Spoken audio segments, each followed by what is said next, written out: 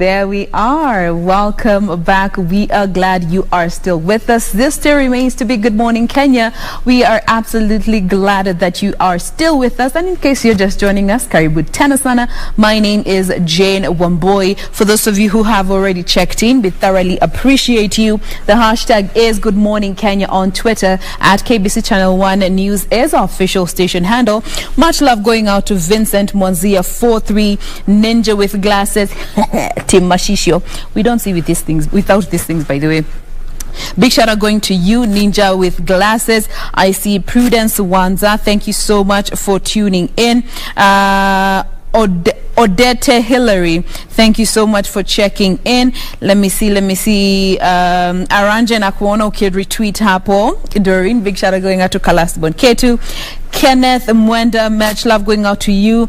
P. Nesvenga, appreciate you for making time and for retweeting all our feeds. I see Morris Ahuisera. I hope I've said it right. Who else is this? Elisha Kipto, mtoto wa baba, ametufollow up with you. Thank you so much. Amaganga Mustafa, thank you so much. Tuned in from Kitale. Caxton Hestlakov.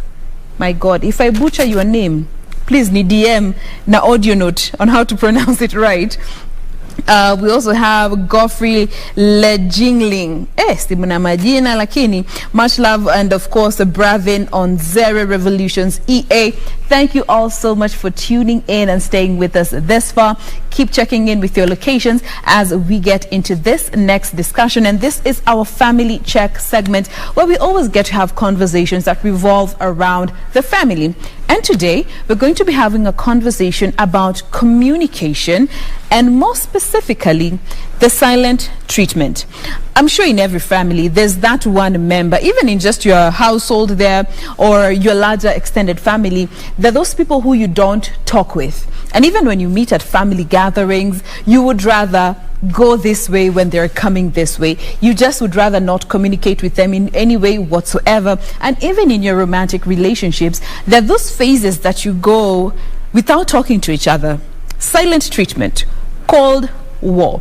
What is the psychology behind this, and why do we always do it? Because I can attest to the fact that I have done it at a number of times in my relationships. But what are the pros and cons, and what is psychology behind this silent treatment as a form of communication? Well, to help us better understand this, we have with us in studio this morning Dr. Beatrice Maingi, who is a counseling psychologist as well as the founder of Nobility Restoration House. Good morning, Dr. Good morning, Wambui. Thank you once again for making time to be with us today. And thank you for having me. Absolutely. Let's just get straight into it. You know, from a psychological standing and from a medical standing, how would you define communication? Not just communication, but effective communication. Thank you, Wambui, and good morning, viewers. Effective communication is the art of transmitting information from one person to another. Yes. And communication is not just verbal. Communication is also non-verbal, because someone once said that you cannot not communicate. Yes. So even when you don't talk, you're still communicating. So it's transmitting information either verbally or non-verbally. Now, yes. Looking at communication as an entity, yes, what relationship does it have with the psychology of human beings? How do you link the two? Come again? When we're just trying to understand the role of communication, yes, on our psychological well-being, where do they meet, or how do they come together? Okay, communication is what breaks the barrier between one person and another person. Because without communication, you may not really get to understand me. Okay. It is through communication, especially in families, that you are able to communicate or transmit the values that the family stands for. It is through communication that you're able to understand another person, understand what is going on with them. So it is what actually creates a bond between human beings, because without communication, then there is no bond, there is a distance, and people are you may be strangers. Much as you are living in the same house, you can remain strangers if there is no communication. And this takes a toll on somebody's mental well-being. Yes. All right. Now let's look at nonverbal communication, which is where silent treatment heavily falls under. Yes. How would you professionally describe silent treatment, and especially looking at it as okay, let me not jump the gun, but let's just start with understanding silent treatment. Where does it stem from? Okay, silent treatment, or what we call stonewalling, is when someone feels that you have hurt me too much. Let me take a break from you. And so they go silent on the other person, Yes. and so they are not talking. And we say that the more you stay in that mode of silent treatment, the longer the distance between the two of you. So the bond that may have been there between the two people, it gets breaking down once the silent treatment is going on. And the danger of this silent treatment is that when people are not talking, a lot will go undone. Many things will go unsaid. Yes. Maybe there are children in the family, they may be having challenges, they will go unmanaged because no one knows what is going on with the other person. So people become strangers, and the psychological distance between the family members keeps expanding, so that they're in the same house but they're complete strangers. Okay. Yes. Now, many a times, and this is an argument that I also support as an individual, Yeah. you find that when you've had a disagreement with somebody who you have an emotional connection with, be it your parents, your brothers, your sisters, or even your significant other, from personal experience, Yes. I am not one who likes speaking when I'm angry. So I'd rather keep quiet. Yes. And that varies from time to time. I don't know how long I may take to overcome a certain issue. Yeah. For people like me who function like that, because you know when you speak, when you are angry, you might say some things that you might come to regret later and Yes. cause more harm Yes. than you intended. For such people, and finding silent treatment to be a coping mechanism, what do you make of such? Okay, because we are talking about communication in family, Yes. it is good when people understand the coping mechanisms of each and every family member. There are those who will go silent when they feel that the hurt is too much, and it is for the family members to understand that this is how this person copes. Functions, and so it is healthy once in a while to give someone time to actually reflect and even digest what has happened to them, because if you go in too fast and force them to speak before they feel comfortable, you may actually make the problem worse. So once we understand that when this person is silent, maybe there is something that is disturbing them, so you give them space to deal or to digest what is happening with them, and then when it is the right time, you can now ask, are you ready to speak about what is happening? And the person will be ready to speak. So it is a matter of understanding one another, understanding the thresholds and the coping mechanism of each and every person. But again, when it goes too far, we say that one person must be the bigger person. You must become the bigger person, Yes. so that you are the one who will now break the silence, because the longer it takes, the worse the problem becomes. Escalate. Yes. Now, I don't know if there's a scientific backing to this, but human beings, is there a certain time or threshold that science has proven you cannot stay angry beyond a certain amount of time?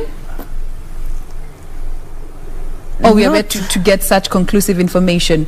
I think it goes from individual to individual, and it also depends on exactly what has happened. Okay. Because, you know, some issues are too big Yes. to be handled in a hurry. Okay. So depending on the issue and also the person, I wouldn't say that there is a prescribed time within which someone must stop the silent treatment. It depends on the issue and the person. Okay. But at the back of our conversation here, we need to also understand that silent treatment is not the best in our family, because it brings a lot of damage. Because as people are silent on one another, there will be a lot of suspicion, because you don't want to ask someone what is happening. So you end up jumping into conclusions. You end up creating stories around what is happening. So by the time you are coming together, the problem has escalated. So it is not the best. Actually, it has been found by research to be one of the reasons why children develop issues of anxiety. They don't know what is happening. They don't know what to predict. They don't know what to expect. And also issues of depression, because you see depression comes when we are repressing so many issues. Yes. And when we express is when healing starts. So you can imagine what would happen if a person has repressed so much emotions, so much issues. There will be issues of depression. And considering that some families are already prone to depression, maybe because of your family of origin. So that now promotes that disease of depression, and you find that such issues, now you start observing such issues in families where there's that silent treatment. All right. So for those people who find it as a coping mechanism, they just need to understand that you don't need to set camp there. Yes. Even if you cannot speak when you are angry, or you have been angered by somebody who you're close with, it's okay to take some time away, but make sure you address the issue before you get to move on. Yes. All right. Now, at what point does silent treatment spill over to emotional abuse? And would you even categorize it as a form of, or as a tool that can be used as psychological abuse? Actually, silent treatment is a form of violence. Because Cold War. it's Cold War. Yes. Because you actually you have cut the communication between you and the other person, and sometimes you find that maybe there is something that this person wants to say to you, but because you have closed the line of communication, you are making the other person suffer. It is like you are calling it rightly. It's Cold War. It's actually war. Sometimes it's even worse than physical war, because when someone is silent on the other person, you don't know what is happening. You are left to figure out so much. Yes, and then there will be issues that will be happening in between, which will continue to anger this person who is silent, and so their anger continues to increase, so that it reaches a breaking point, and that is when issues of violence start. And that's why we say that when you see someone taking a panga and slashing a wife, or slashing a husband, or slashing a child, that fight has not begun on that day. It is something that has been boiling over time, especially with this silent treatment. They observe that, they keep quiet. You hurt them, they keep quiet, because they don't want to be the first one to speak. Yes. So by the time they are speaking, it is now violence, and it can lead to very disastrous results even in a family. Now, are there any advantages that come along with keeping quiet after a disagreement, as honestly as we can possibly get? Yes, there are advantages, because when someone is keeping quiet, it means that they don't want to be impulsive. Yes. They don't want to react emotionally. They want to respond to the issue. There's a difference between reacting and responding. Sometimes you want to reflect on the issue so that you can give it the best approach. So sometimes silent treatment is not always bad. It may be a way of taking time to think over an issue before you give your response, which is good. And like when you just react to something before you have gathered information as to why it has happened the way it has, and that way then you overreact and you do something that you may later regret. Yes. All right. Now, on the other hand, the cons that also come along with silent treatment, and I want us to just break them down one by one. And this is something that I found, just going through a number of articles, is that silent treatment is a manipulation tool. Yes. Is this something that you agree with, psychologically speaking? Yes, it is a manipulation tool, because this person doesn't want to handle the issue. They want you to imagine what you want to do with it. They want to manipulate the outcome, because when you talk, you exchange facts, and then both of you can come to an agreement that is a win-win agreement. Yes. But when someone refuses to speak, it means that they want to force you to take their point of view.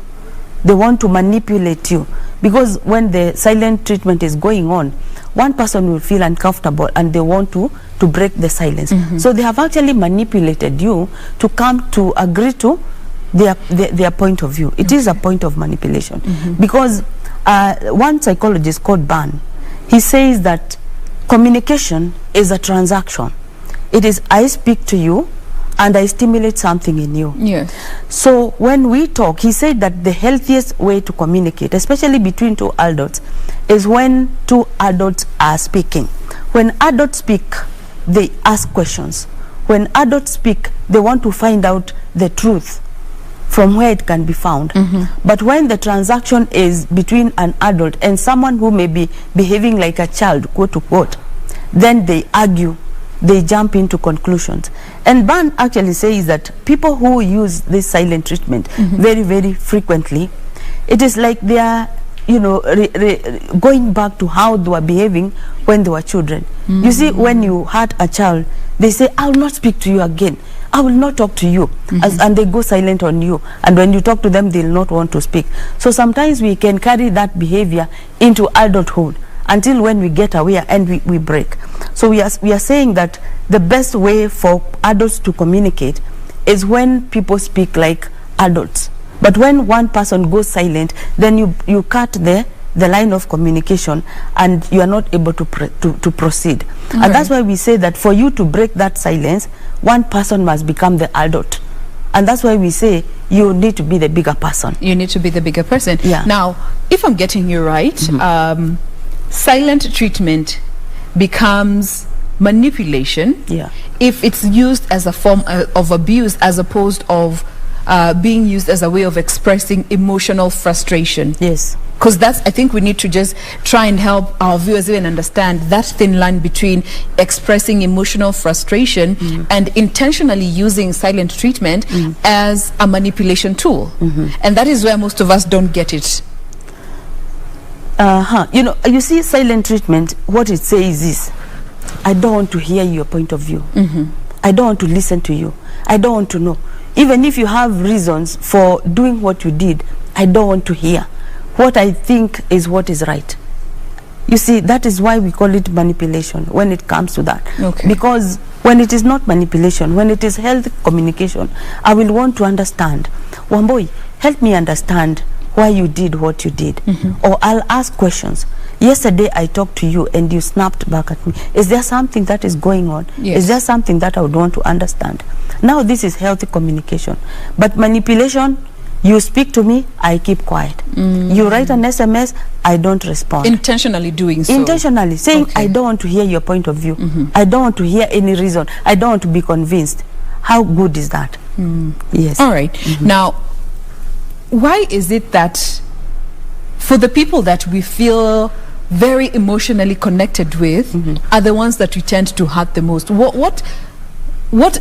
What brings that about in us human beings, and especially from a psychological standing? Because I like to understand the science behind that, because you find those that hurt you the most are the people that you love the most, and they're the ones that most of the time we tend to give a form of silent treatment towards. You see, in our existence, sometimes we have two faces.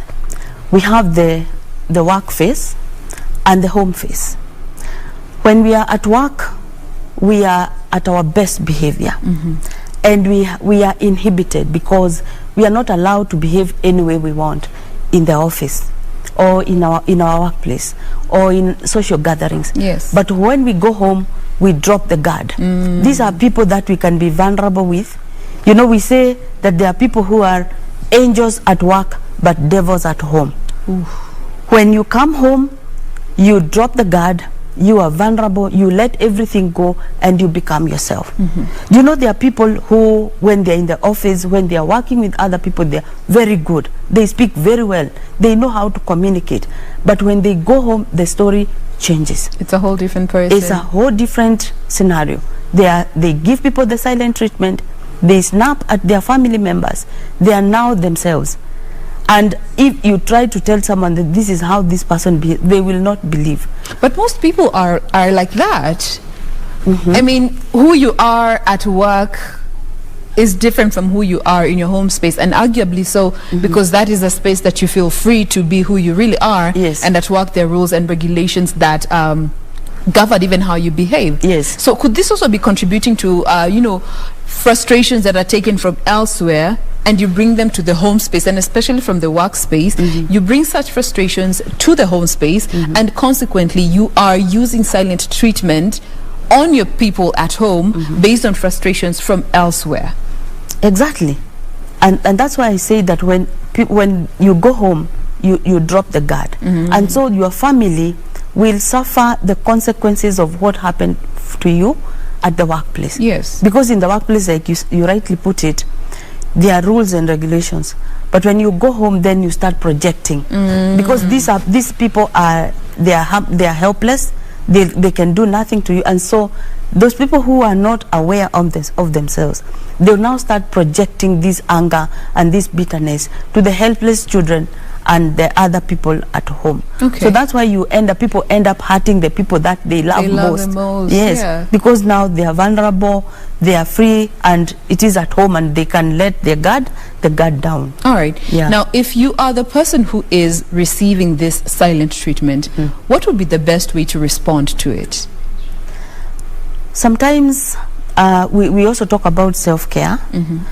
And I imagine that if this is happening maybe from a spouse, you also need to take care of your own emotions. Yes. And also maybe study the other person and know when is it safe for you to maybe speak to the person. Yes. And maybe try to find out what is happening with them. Because sometimes if you rush too fast, then it may be counterproductive. You may end up worsen the situation. Yes, we say that this person has taken a position to be silent.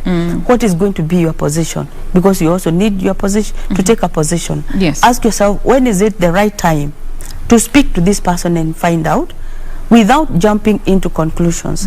Because sometimes another mistake that family members make is that when they see someone silent, they imagine that it is because of something that they have done, because of something that is, happening at home. And that's why we say it is good when we ask questions, when it is safe to do so that you can find out. Because sometimes someone will be silent, not because of anything to do with the family or anything to do with the person that they are not talking to. Yes. They are silent because of issues that are outside their family. Maybe something has happened at work, or maybe with other friends, and they are still not ready to talk about it. So they go silent. That's why it's good to find out at some point, is there something that you want to speak to me about? Okay. What is happening with you? And when it is safe, you find that the person will be ready now to open up. All right.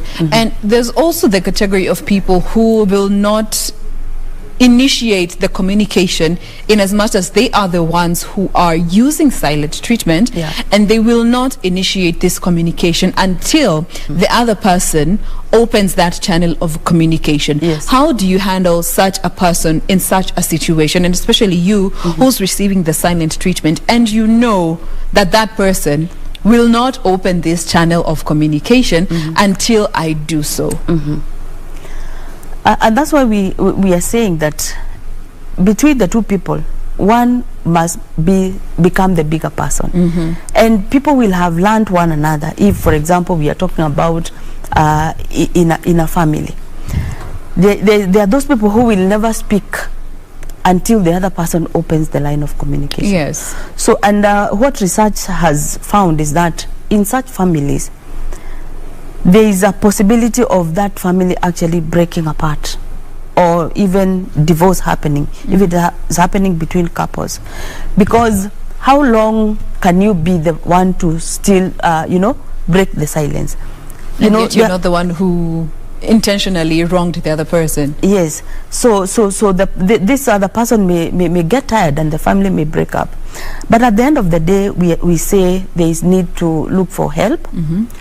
Therapy is very important, and we say that the person who is hurting most is the one who seeks help, and it becomes now the opening. She opens the door for the whole family to heal, because they will gather information on how to now treat the whole family, and share the information with the family. Okay. So therapy is important. Also social support, trying to find out what other people are doing. Talking to a trusted friend that this is what is happening.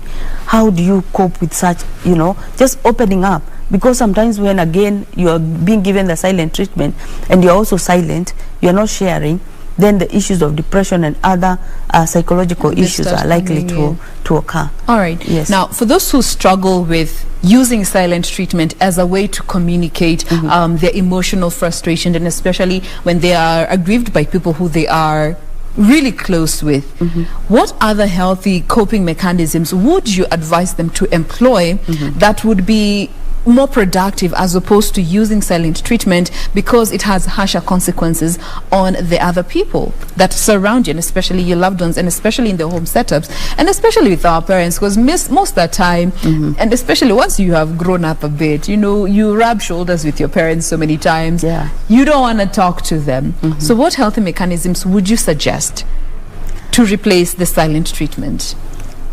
You know, the only treatment for silent treatment is talking. Is talking. There isn't much to it. Yeah, just understanding the fact that it is unhealthy. Yes. It is dysfunctional. It is, you know, it is like, you know, it is like regressing, because that is how we used to behave when we were children. When someone hurt us, we would, you know, go and lock ourselves in our room and not talk. And when we are not talked to, we, you know, we don't speak. So it is good when people understand that it is unhealthy, it is dysfunctional, and it is a sign of regression. Because like I said, what Ban says, that the healthiest communication is between two adults. That if something is wrong, then speak about it. Ask questions, find out what is happening. But you see, you know, there's a story that was told about a man who was giving the wife silent treatment. And one day he was traveling. The following day he was to catch a flight in the morning. And so he wrote a note, because he didn't want to speak to the wife, that wake me up at 5 a.m. I have a flight to catch. So exactly 5 a.m. the wife woke up and wrote, wake up, it is 5 a.m. So the man slept on, he snored on until 7 a.m. Yes. So when he woke up at 7 a.m. he saw the note. Oh, the wife woke up and wrote the note, it's 5 a.m. wake up. So he missed the flight. And I think that was his breaking point. Yes. And he realized this silent treatment is very unhealthy. He incurred a lot of losses. So that is how we incur losses even in the family when we are not talking. Things will go unsaid. The values of the family will be left uncommunicated. Children will lose direction. They don't know exactly what to do, because we are not communicating the rules, we are not communicating the values. Then there will be no bonding in the family. You know, one of the protective factors against issues of mental health is about social support, is about connections in the family. Yes. So when this silent treatment is going on in family, it means that people will not bond in the family, there will be no attachment, and let alone when these people are looking for help, when challenges in life occur, then they have no one to fall back to. Because there is no friendship in the family, there is no trust, there are also issues of mistrust when the silent treatment is going on. And so you find that people grow up in families when they are feeling isolated, they are feeling lonely, and this will make them struggle later in life. Because that bond and that attachment in family is what gives people strength even to face challenges later in life.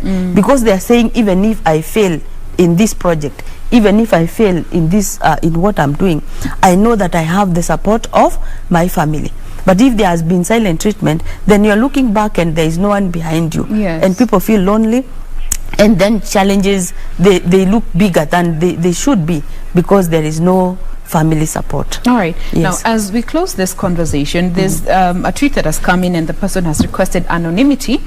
This is through my DM. Yes. And they say, a narcissist's love is 100% conditional. It is based on what they can extract, what they need, and how it benefits them. And silent treatment is a tool that they use to the max to make the most of you and frustrate you emotionally. Yes. I don't know what you have to say about this. You know, two aspects have been brought up here. You know, narcissism, yes, and the relationship that it has with silent treatment. Yes. Very briefly, you can respond to that. Yes.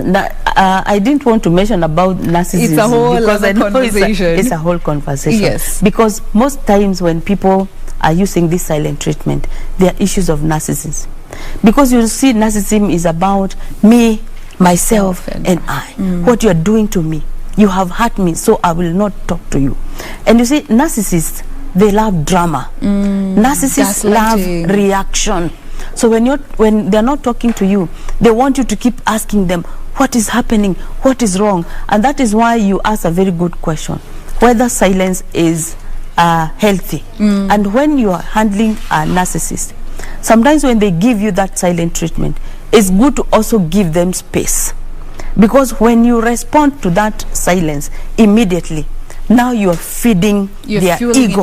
You are fueling their ego. They're saying, yes, I'm making her suffer. She will keep asking me these questions and I will not respond. Because one thing that we need to know about narcissism is about they have an exaggerated sense of self-importance. You see, self-worth. Oh, wow, that is so powerful. Yes, I am silent. It is for you to find out why I'm angry. I will not give you the information. And like I said, narcissists, they love a reaction. They love drama. So when you keep asking them, what is wrong? What can I do? It's a lot of entertainment for them. So the best thing, among other things, is when they are silent, give them the space.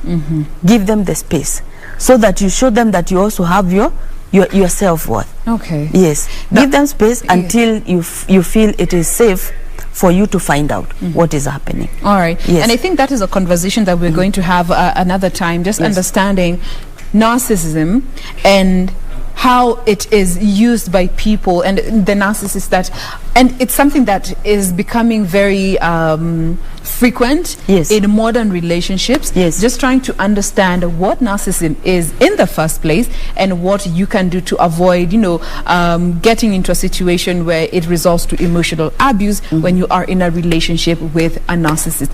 But for now, we have to close this conversation. This has been all about communication and looking at the silent treatment that most of the time we tend to employ with those that we love in our family setups. And of course, these are conversations, as I always say, that we cannot exhaust in one sitting. But for now, thank you so much, Dr. Thank you. We have been speaking with Dr. Beatrice Maingi, who is a counseling psychologist. We look forward to having you again. All right, Doreen, what's a go on? What's the response to that? Nagwan. Before I mess it up.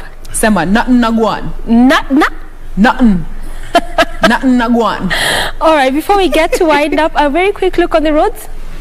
Is it?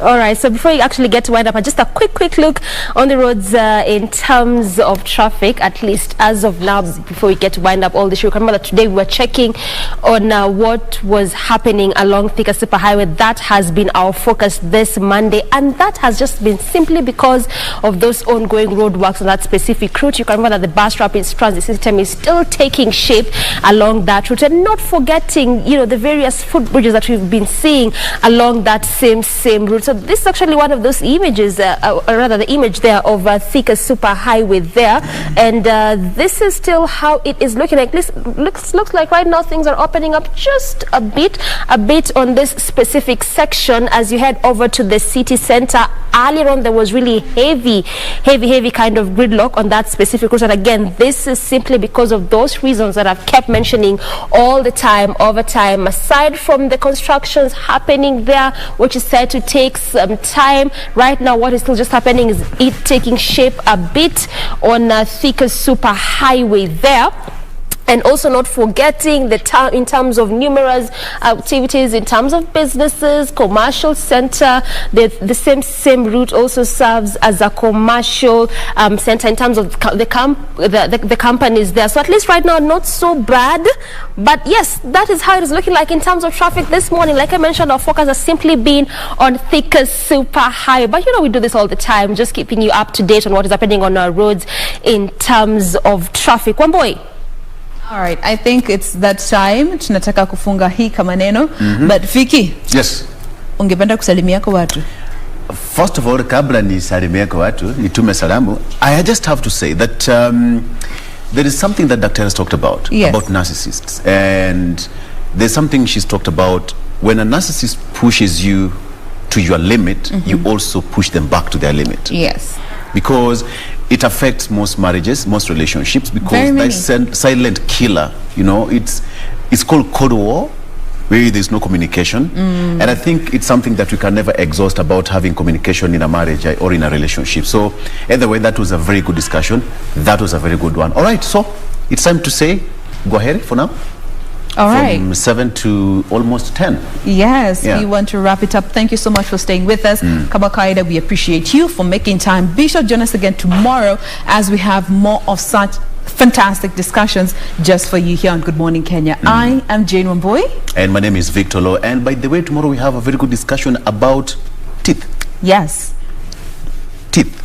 You don't want to miss that. Doctors, they will be here to tell you more about dental health, right? Absolutely. So kauko na kamaneno na magego najua actually statistics indicate that 60 to 70% of all adults have at least one cavity. All that we'll be talking about tomorrow right here. So kuja na maswali zote ziandike kwa karatasi. We will be sure to address them as we go on with the show. But for now, we want to wish you a lovely day. Do enjoy the rest of your viewing. Doreen, just wave goodbye as we go. Tukinyalewa. Doreen Arange, see you tomorrow on the same traffic update. There we are.